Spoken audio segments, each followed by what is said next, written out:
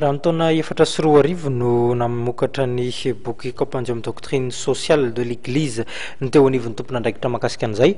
Folo taona teorina no nandikana izany boky izany tamin'ny teny malagasy ary nampahafantarina tetsy tamina tamin'ny fomba ofisialy ny fivoahan'ity boky ity.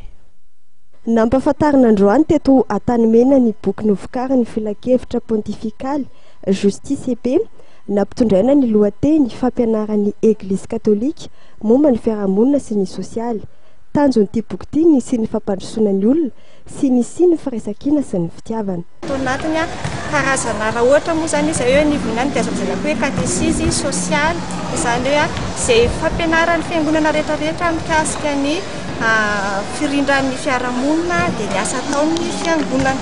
Izay zany no ao anatiny. Tahirikevitra zany ny tena marina amin'ity boky ity, izy tsy miambo hoe boky feno fa tahirikevitra hanovozana hevitra dia halalana ny ankapobeny. Fa raha ohatra zany ohatsika izao maka hoe inona ny ambaran'ny fiangonana momba ny fandriam-pahalemana ohatra zany dia manome hevitra izy dia eo amin'ny farany eo ambany eo izy manome antsika hoe raha andalina bebe koa izay ianao dia mandeha ohatra hoe mandeha mamaky ny Concile Vatican faharoa, bokin'ny Concile Vatican faharoa, na ohatra hoe mandeha mamaky ny taratasy sasany avoaka isaky ny 2 Janoary dia ohatr'izany hatranatrany no ao anatin'ilay izy. Dika teny amin'ny fiteny malagasy tamin'ilay boky tahirikevitra compendium doctrine sociale de l'église izay efa novokarana tamin'ny taona 4 sy 4 arivo no natao tamin'ity boky ity. Ity boky ity izay efa misy dika amin'ny fiteny maro maneran-tany.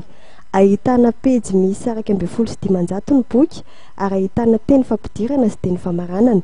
Mizara lohahevitra 3 lehibe kosa no velabelarana ao anatin'ity boky tahirikevitra ity.